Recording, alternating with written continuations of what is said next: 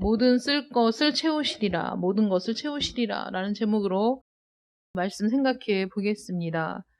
우리가 2주간에 걸쳐서 말씀을 들었던 것처럼 바울은 빌립보 교인들이 개인적인 선의로 선물을 보내준 데에 대해서 감사를 전하면서도 주님의 영광과 존귀와 명예를 훼손하고 싶지 않았고, 또 자신이 그리스도 안에서 충분히 만족하고 있음을 알려줌으로써 빌립보 교인들이 어떤 오해도 하지 않기를 바랬습니다. 또 바울은 선교 사역을 쭉 진행하면서 그리스도의 십자가를 팔아서 돈을 번다라는 말을 듣지 않으려고 자기 손으로 장막을 만들어 가면서 경비를 충당했습니다. 오늘날 교회들이 이 사도의 본을 받아서 살아가야 되는데 그렇지 못할 때 발생하는 문제가 얼마나 많은지 모릅니다. 사실 교회가 세상의 부와 권력을 추구하면서 영적인 능력을 잃어가고 있는 모습들을 많이 발견할 수 있기 때문이죠. 교회는 언제나 은과 금은 내게 없거니와 라고 말할 수 있을 때 사도 베드로의 기적을 재현할 수가 있습니다. 사실 나에게는 은과 금은 없지만 뭐가 있어? 그리스도의 능력이 있어. 예수가 있어.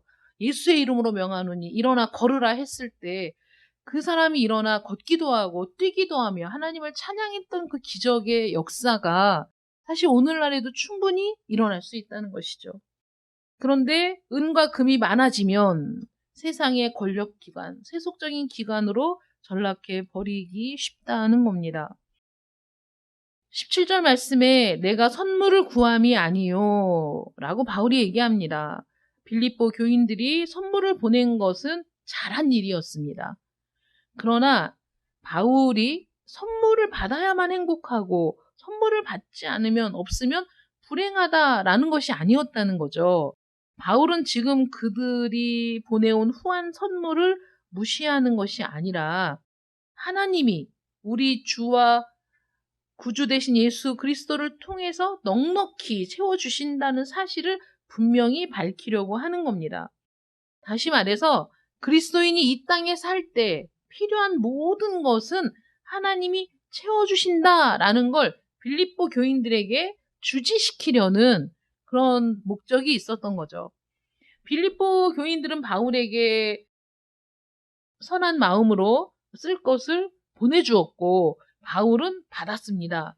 이 주고받는 이 모습을 보면서 그리스도인의 삶에 나타나는 베품의 원리를 우리가 한번 살펴보자는 거예요. 첫 번째로 빌립보 교인들의 후한 도움, 후한 선물은 그리스도인의 신앙 고백이 참된 것인지 아닌지를 알 수 있는 기준이 된다는 거죠. 이런 점에서 빌립보 교인들이 훌륭한 그리스도인이었고 바울은 그들을 사랑했습니다.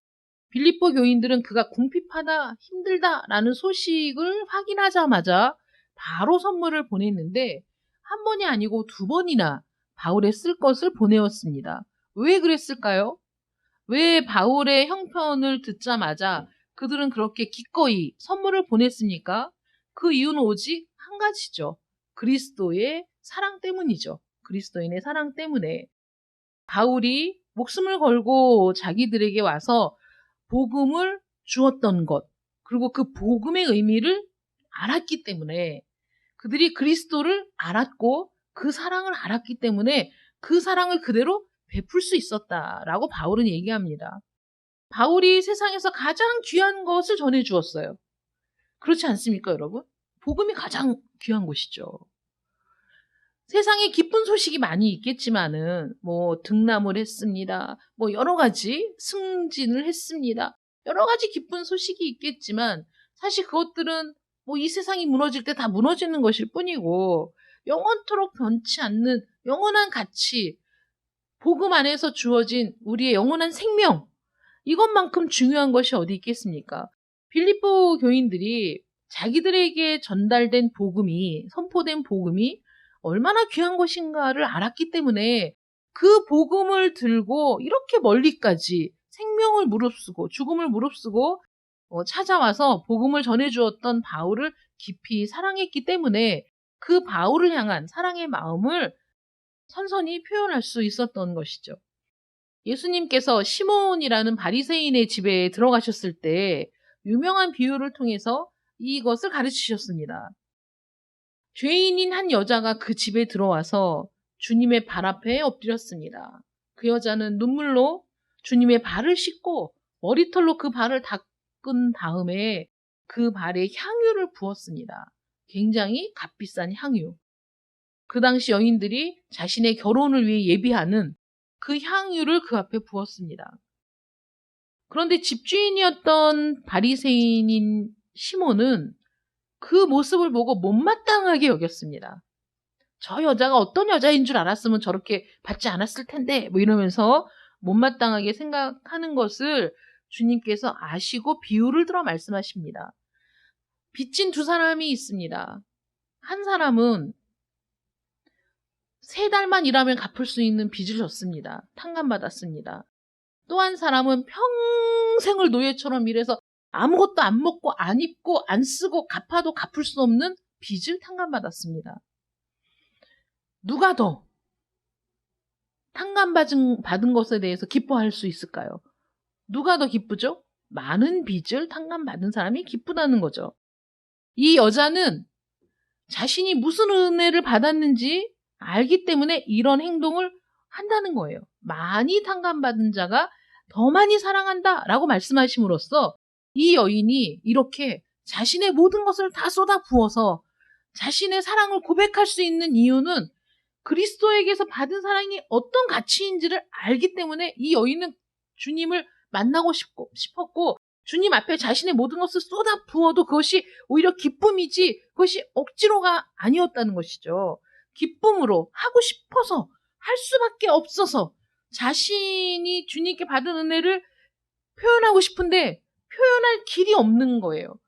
이걸 어떻게 다 표현할 수 있습니까? 정말 옛날 우리나라 말에 머리를 집신을 머리카락으로 집신을 만든다 이런 표현도 있지 않습니까? 자신이 할 수 있는 최선의 것, 자신이 드릴 수 있는 최고의 것을 주님께 드림에 있어서 전혀 그것이 아깝지가 않았고 오히려 자기가 주님께 드릴 수 있는 최선의 것을 드려도 주님의 사랑을 갚기에 부족하다라고 느꼈기 때문에 이 여인은 자신에게 있어서 가장 귀한 향유를 가지고 와서 주님의 발에 부을 수 있었던 것이죠. 그 발에 입을 맞출 수 있었던 겁니다. 그래서 고린도후서 9장 7절에 하나님은 즐겨내는 자를 사랑하시느니라 이렇게 얘기합니다. 이것이 더 내라, 더 많이 내라. 야, 하나님은 즐겨내는 자를 좋아하시니까 더 많이 내, 더 많이 내. 이런 표현이 아니라 하나님은 하나님을 너무 사랑해서 하나님께 그 사랑을 표현하기 위해서 기꺼이 즐거운 마음으로 하나님 앞에 드리는 자를 기뻐하시는 거지 인색한 마음으로 억지로 하는 거 기뻐하시지 않는다는 것이죠. 이 세상 우주 만물이 다 하나님의 것인데 하나님이 소가 필요해, 양이 필요해 이래서 바쳐라 이러시는 게 아니지 않습니까? 그래서 우리가 하나님 앞에 예물을 드리든 또는 다른 사람의 부족함을 보고 내가 사랑하는 마음으로 그것을 채우든 이런 모든 것들이 저 사람이 정말 참된 그리스도인이구나 라는 것을 알아볼 수 있는 기준이 된다라고 얘기하는 것이죠. 두 번째는 그리스도인의 나눔과 베품이 사실은 놀라운 투자라는 거예요. 이런 말은 하기가 좀 조심스럽지만 17절에 보면 내가 선물을 구함이 아니요 오직 너희에게 유익하도록 풍성한 열매를 구함이라 이렇게 기록되어 있습니다. 바울이 말하는 바는 이런 거예요. 이 17절 말씀의 의미가 뭐냐면 이렇게 너희가 나에게 선물을 보내주니 참으로 고맙다. 그런데 내가 정말 기쁜 건 이렇게 너희들이 좋은 선물을 보내줘서 내가 받았기 때문이 아니라 이 일 때문에 너희 재산이 늘어나고 거기에 이자까지 붙을 것을 내가 알기 때문에 내가 기뻐한다. 이렇게 얘기하는 의미거든요. 잠언서 19장 17절에 보면 가난한 자를 불쌍히 여기는 것은 여호와께 구워드리는 것이다 라는 말씀이 있어요. 내가 가난한 자들에게 선행을 하는 것, 그들의 그 어려움을 외면하지 않고 도움의 손길을 내미는 것은 그것은 하나님께 구워드리는 것과 같다. 그러니까 다시 말해서 하나님이 갚으신다는 거죠. 내가 그렇게 했던 모든 것들을 하나님이 갚아주신다. 이런 표현입니다. 그래서 그리스도인의 나눔과 베품은 자신도 모르는 사이에 자신에게 유익이 된다는 거죠. 디모데전서 6장에도 같은 말이 나옵니다. 사도 바울은 이 세대의 부한 자들을 명하여 남을 위해 그 부를 사용해라 라고 얘기하고 있어요. 권면하고 있어요. 왜 그래야 합니까? 이것이 장래의 자기를 위해 좋은 터를 쌓아 참된 생명을 취하는 일이기 때문이다 라고 바울이 권면하고 있습니다. 겉보기에는 자신이 남에게 베풀어 준 것 같지만 정말 신비하게 하나님의 계산법은 우리하고 다르고요. 하나님의 은혜 안에서 이런 일들이 너무나 신비하고 놀랍게도 남에게 베풀었는데 나에게 막 쌓이는 거야. 남에게 베푼 일이 나에게 이자까지 더해서 쌓여진다 라고 얘기하는 것이죠. 그런데 이 문제는 신중하게 다룰 필요가 있습니다. 왜냐하면 사도 바울이 어디에 주안점을 두고 있습니까? 야, 저축을 늘리려면 거기에 이자, 따따블로, 복리로 붙이려면 가난한 사람을 도와야 돼. 아니면 하나님께 즐겨내야 돼. 아니면 목회자들을 섬겨야 돼. 이렇게 얘기하고 있는 게 아닌 거예요. 주객이 전도되면 안 됩니다. 우리가 너무 기쁘고 감사해서 하나님 앞에 내 마음을 담아 예물을 드리는 거, 또는 나에게 말씀을 가르치는 자에게 모든 좋은 것을 드리는 거, 또는 바울과 같이 선교를 하는 이들에게 내가 기쁘고 즐거운 마음으로 그 선교를 후원하는 것, 또는 내 주변에 가난한 이웃들을 남모르게 돕는 것, 이런 모든 것들이 내가 그리스도인으로서 그리스도의 사랑을 깨달은 사람으로서 내가 새 생명을 얻은 자로서 내 마음에서 그런 마음들이 흘러넘쳐서 하는 것, 이것이 우리 그리스도인의 참 모습이어야 하는데 우리가 그렇게 행하는 모든 일들이 남에게만 베풀고 내 안에서 나가기만 하는 것이 아니라 하나님이 정말 놀랍게도 그렇게 살아가는 그리스도인들에게 복을 주셔서 그래서 그것이 나를 위해 저축하는 것이 되고 결과적으로 그 저축하는 것이 이자에 이자를 붙이는 그런 복이 된다라고 얘기하는 것이지 이거 나를 위해 저축이 되는 일이야? 그러면 해야지 라는 건 그리스도인의 사고와는 전혀 다른 것이죠. 여러분. 주객이 전도된 거예요. 그걸 얘기하는 게 아닙니다. 그래서 내가 받을 복을 생각하고 추구하는 걸 뭐라고 얘기하죠? 기복주의 신앙이라고 얘기하죠. 그게 아닌 거죠. 빌립보 성도들이 내가 바울에게 선물을 보내면 이게 따따블로 나에게 돌아오겠지? 이런 마음으로 선물을 보낸 것이 아니지 않습니까? 정말 바울을 사랑하는 마음으로, 정말 좋은 마음으로 어떤 대가 없이 보낸 겁니다. 그런데 그것이 바울이 얘기하죠.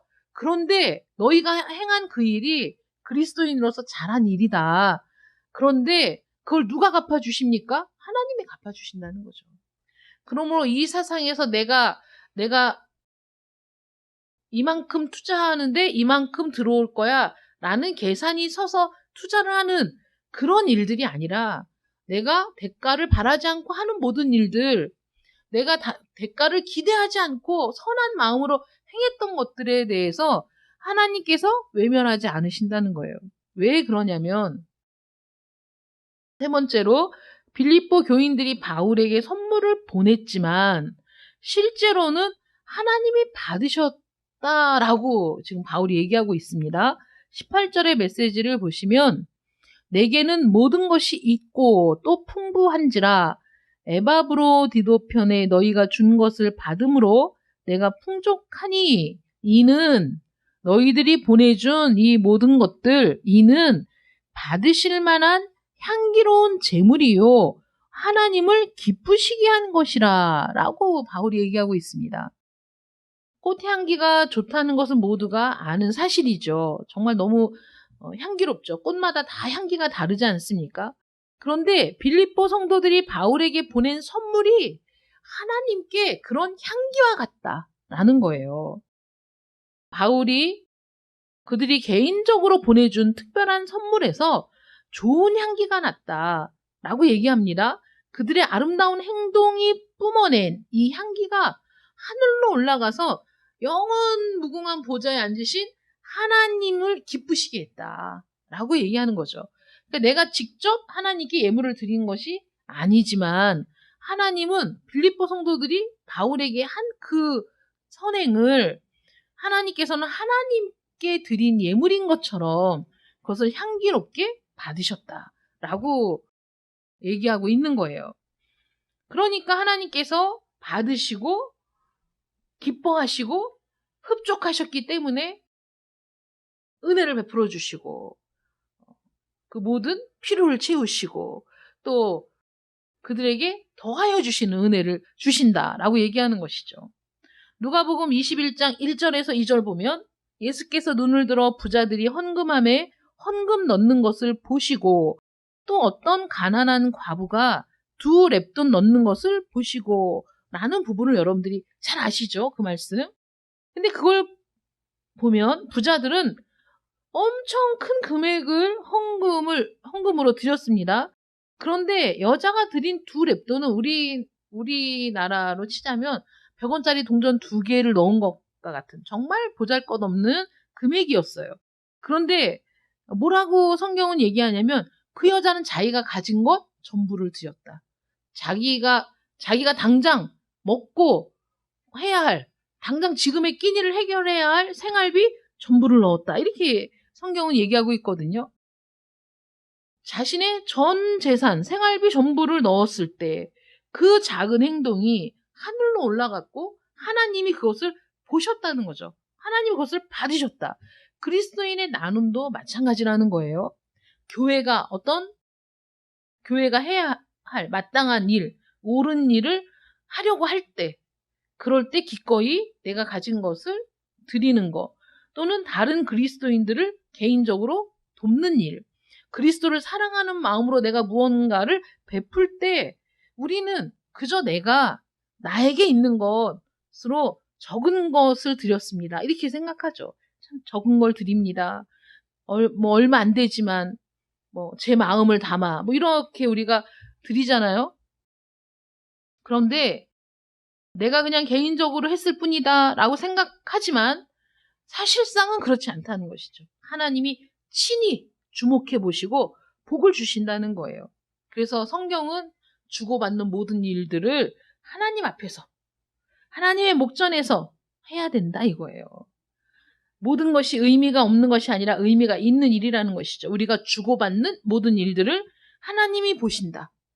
그래서 그 모든 일을 하나님이 향기로운 냄새로 받으신다라고 가르치고 있습니다. 그래서 이것이 그리스도인들이 주고받는, 나누고 베푸는 삶에 담긴 원리라는 거예요. 여러분, 원리라는 건 어떤 일들이 진행되거나 어떤 물건을 만들었을 때 그것이 제대로 쓰여지는 기본적인 이치잖아요.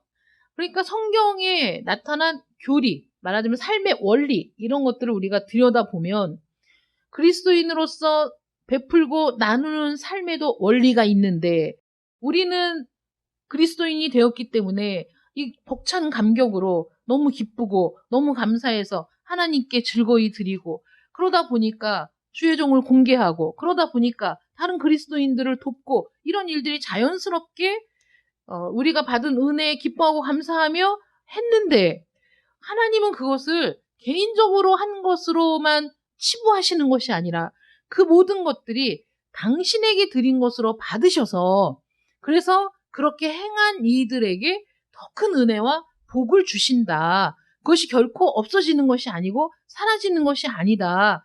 이렇게 지금 말씀하고 있습니다. 그래서 바울은 궁극적으로 빌립보 성도들이 그리스도인으로 살아가면서 어떤 형편, 어떤 처지가 되든지 나의 하나님께서 너의 모든 쓸 것을 채워주실 것이다. 이렇게 당당하게 얘기할 수 있는 거예요. 왜 나의 하나님이라고 표현했을까요? 바울이 경험한 하나님. 내가 지금 나는 모든 게 풍족해. 나는 부족하지 않아.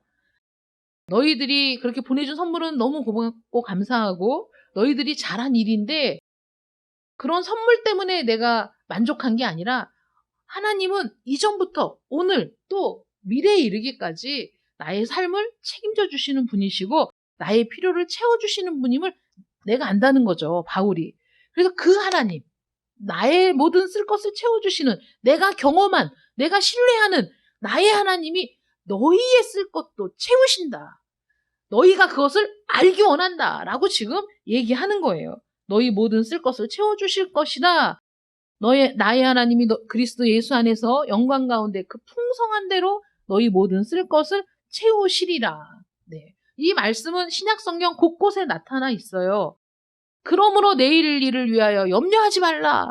들의 백합화가 어떻게 자라는가 생각해보라. 한날의 괴로움은 그날로 족하다. 라는 말씀들이 너무나 많이 있죠. 염려하지 말아라. 걱정하지 말아라. 이런 말씀들이 얼마나 많이 있습니까? 여러 차례 반복해서 이런 부분들을 가르치고 있고 바울도 빌립보서에서 반복해서 가르치고 있습니다. 그런데 우리가 어리석은 거죠. 우리가 너무 어리석어서 너무나 쉽게 은혜의 풍성함을 잃어버리는 거예요. 잊어버리고 잃어버리고 살아갑니다. 세상의 지혜로 하나님이 주시는 것들을 제한해버려요. 우리가. 우리 수준에서 제한해버리는 거야. 그래서 더 이상 하나님께 기대하지도 않고 하나님께 구하지도 않고 그리고 그냥 절망의 수렁 속으로 들어가는 거지. 구원의 기쁨과 그리스도인의 삶에 주시는 많은 영광을 잃어버리고 그리스도인임에도 불구하고 활력을 잃어버리고 그리스도인임에도 불구하고 소망을 잃어버리고 그렇게 살아가는 때가 얼마나 많습니까? 그리스도인은 어떤 위치에 있는 사람입니까? 여러분들 그리스도인이십니까? 그리스도인은 어떤 위치에 있는 사람입니까? 하나님이 친히 염려해 주시는 사람입니다. 그리스도인은 친히 나의 하나님이 되어주시는 사람이에요. 하나님이 친히 스스로 먼저 나의 하나님이 되어주시는 사람이 누구냐? 그리스도인입니다. 친히 하나님이 책임져 주시는 사람입니다. 친히 하나님이 영광 가운데 그 풍성한 대로 모든 쓸 것을 주시는 사람이 누구냐? 그리스도인입니다. 여러분들이 그런 그리스도인이라는 거예요. 내 위치가 어디 있는지 내가 어떤 사람인지도 모르고 살아가는 게 얼마나 어리석은 겁니까? 내 위치가 어떤 위치야? 내가 누구야? 나는 그리스도인인데 그리스도인은 어떤 사람이야? 성경은 늘 반복해서 얘기하고 있지 않습니까? 염려하지 마라. 누가 대신 염려해 주십니까? 하나님이. 원수를 갚지 마라. 누가 갚아주십니까? 하나님이. 하나님이 친히 나의 하나님이 되어주시고 책임져 주신다고 그렇게 가르쳐도 우리는 너무 쉽게 잊어버리고 너무 쉽게 낙심한다는 것이죠. 영광 가운데 그 풍성한 대로 어떤 풍성함입니까? 시편 24편 1절에 보면 땅과 거기에 충만한 것과 세계와 그 가운데 사는 자들은 다 여호와의 것이로다 라고 얘기하고 있어요. 땅과 여기에 충만한 것과 세계와 그 가운데 사는 모든 자들, 모든 것들이 다 누구의 것입니까? 하나님의 것입니다. 그 풍성한 대로 너희 쓸 것을 채우시리라. 이렇게 약속해 주시고 있습니다. 하나님의 공급에는 제한이 없어요. 무엇이든 채워주십니다. 하나님이 모든 것을 하실 수 있다. 우리의 모든 쓸 것을 채우실 수 있다. 라는 말은 문자 그대로 사실입니다. 실제로 그러합니다. 그러나 우리의 쓸 것을 항상 우리가 결정하는 것이 아닌 거죠. 여러분.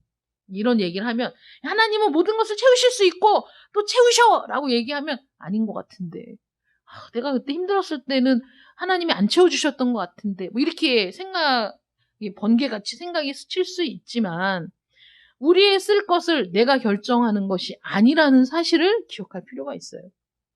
바울이 얘기하는 것은 나의 하나님이 너희의 모든 허영을 채우시리라 라고 말씀하신 것이 아니라 나의 하나님이 너희 모든 쓸 것을 채우시리라. 너희의 필요를 채우시리라. 우리는 실제로 필요하지 않은데 필요라고 느끼는 게 있죠. 없어도 되는데 갖고 있는 게 있죠. 얼마나 많아요. 그릇장을 열고 그릇을 정리할 때 이사하고 한 번도 안 쓴 그릇이 있더라고요. 분명히 이사할 때 짐을 정리할 때는 분명히 쓸 일이 있을 거라고 생각하고 다 챙겨왔어요. 그리고 장을 다 닫고 그릇들을 다 정리해 넣습니다. 언젠간 쓸 거야. 10년이 지났습니다. 한 번도 안 썼습니다. 필요한 겁니까? 필요하지 않은 거예요. 과감하게 버려야 돼요. 우리는 과감하게 버리는 일에도 그게 얼마나 어려운지 몰라요. 아깝다라는 생각이 들잖아요. 아깝다. 쓸만한데. 네, 쓸만하죠. 어디 찌그러진 데도 없고 깨진 데도 없습니다. 쓸만한 그릇입니다. 그런데 내가 안 쓰고 있으면 나의 쓸 것이 아닌 거죠. 곱게 포장해서 밖에 내놓으세요. 제가 어떤 분이 고추를 엄청 많이 주셨어요.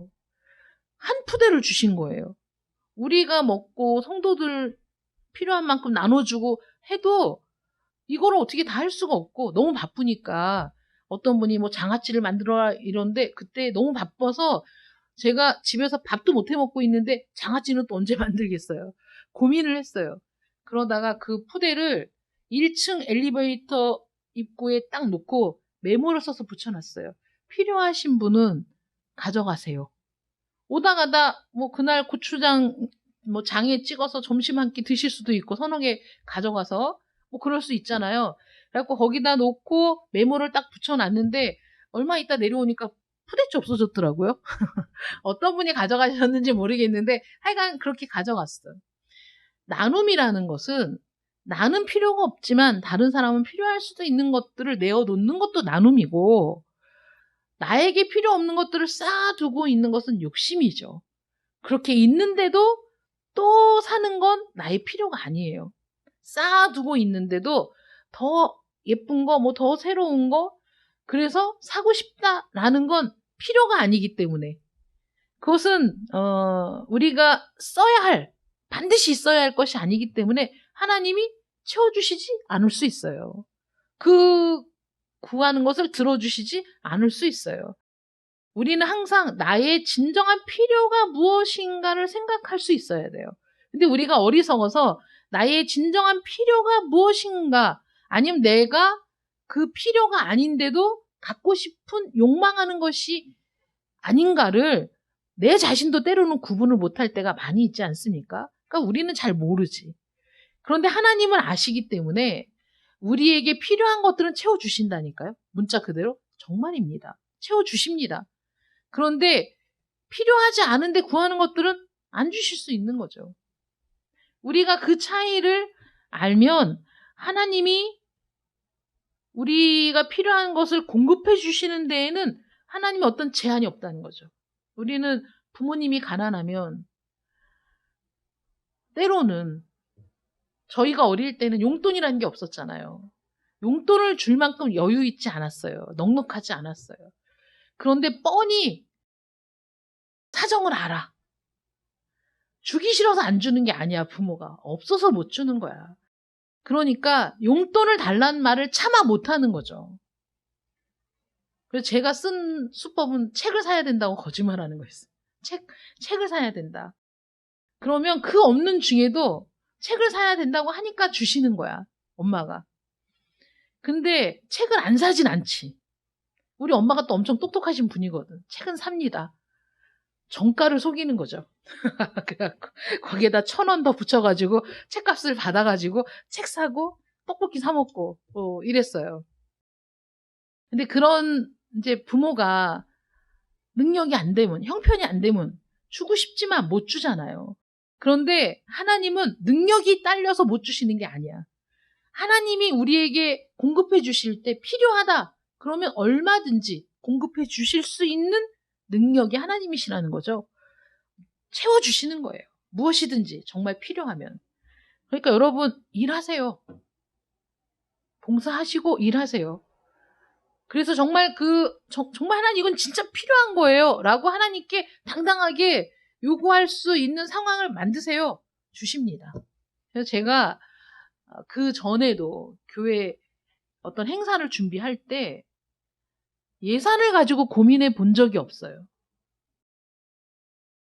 저는 아이들 학생부 데리고 수련회 가거나 뭐 유치부 애들 데리고 어떤 일을 하거나 이럴 때 제 마음을 하나님이 아시니까 저는 우리 학생들에게도 항상 좋은 걸 먹이고 싶어 했어요. 좋은 거. 아이들에게 더 좋은 걸 해주고 싶어 했고 더 좋은 환경을 만들어주고 싶어 했어요. 근데 그런 마음을 가지고 행사를 준비하면 교회에서 배정된 예산이 한정적이어도 항상 예산이 넘쳤어요. 다른 분들이 다 그렇게 도와주셔가지고 아이들에게 정말 풍성하게 먹이고 풍성한 자료를 준비하고 이렇게 해서 행사를 할 수 있었던 경험들이 쌓이다 보니까 교사들이 걱정을 해도 걱정하지 마. 다 채워질 거야. 라고 말할 수 있었어요. 하나님의 일을 할 때, 선한 일을 할 때, 어떤 선한 일을 우리가 주도할 때 그 일이 하나님의 뜻에 부합하고 하나님이 기뻐하시는 일이다. 걱정하지 마세요. 하나님이 채워주십니다. 하나님이 모든 것을 책임져 주십니다. 우리 하나님은 그런 하나님이시라는 것이죠. 하나님이 모든 것을 하실 수 있다. 모든 쓸 것을 채우실 수 있다. 이건 그대로 이루어지는, 문자 그대로 이루어지는 사실이라는 거예요. 그래서 우리의 모든 것을 채워주신다라는 이 약속은 근데 특별한 약속이죠. 왜냐? 모든 사람에게 주어진 약속이 아니기 때문이에요. 하나님을 아는 사람이나 모르는 사람이나 그리스도를 나의 구주로 영접한 사람이나 영접하지 않은 사람이나 동일한 은총을 베풀어 주시는 게 있어요. 햇볕도 그렇고 공기도 그렇고 때를 따라 비도 내려주시고 믿지 않는 사람들이 곡식을 심으면 망하고 믿는 사람이 곡식을 심으면 잘 되고 이러진 않잖아요. 열심히 애쓰고 수고하는 사람들이 결실을 거둘 수 있는 일반적인 은총을 베풀어 주십니다. 그런데 오늘 이 말씀은 특별한 약속인 거예요. 누구에게만 주어집니까? 예수 그리스도라는 통로를 통해서만 받을 수 있는, 그리스도인들만 받을 수 있는 개인적인 약속이라는 거예요. 믿지 않는 사람들은 이 약속 안에 들어올 수가 없어요. 그래서 뭐라고 얘기합니까?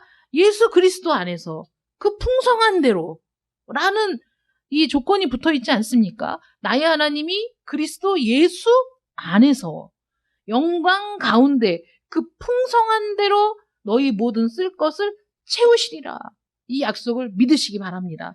그리스도 안에 있는 자들에게 예수를 통해서 풍성한 은혜의 보화를 공급해 주십니다. 자기 백성을 불러 이 약속을 주셨고 오직 그들에게만 이 약속을 주셨고 이 약속에는 불확실한 요소가 전혀 없어서 혹시나 때가 되면 그럴 수도 있고 라는 전제가 전혀 없이 너무나 분명하고 확실한 약속을 우리에게 주셨다는 것이죠.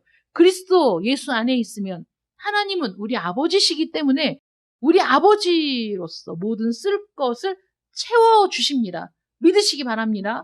모든 쓸 것을 채우시는 하나님의 은혜 안에 여러분들이 있다는 사실을 잊지 마시고 여러분들을 친히 책임져 주시는 하나님이 여러분들에게 필요한 모든 것을 채워주신다는 약속을 믿고 그 약속을 의지하여 기쁨으로 살아가는 여러분들 되시기를 축원합니다. 기도하겠습니다. 사랑의 하나님 감사합니다. 우리가 무엇이간데 우리를 이토록 사랑하시고 감히 하나님을 아바 아버지라 부를 수 있는 은혜와 특권을 허락해 주셨는지 하나님 감사하고 감사할 따름입니다. 하나님께서 우리를 친히 불러주셨고 친히 우리의 하나님이 되어주셨고 친히 우리의 아버지가 되어주셨습니다. 그리고 그리스도 예수 안에서 우리에게 약속해 주십니다. 너희 쓸 것을 채우시리라. 너희 쓸 모든 것을 내가 채워주겠다 약속해 주십니다. 하나님의 약속을 믿습니다. 우리의 필요를 채워주시는 하나님의 공급하심에는 제한이 없음을 믿습니다. 하나님의 약속을 믿는 우리들에게 하나님께서 때에 따라 우리의 필요를 채워주시는 분이심을 믿고 앞으로 나아가는 저희들 되게 하여 주시옵소서. 예수님의 이름으로 기도드립니다. 아멘.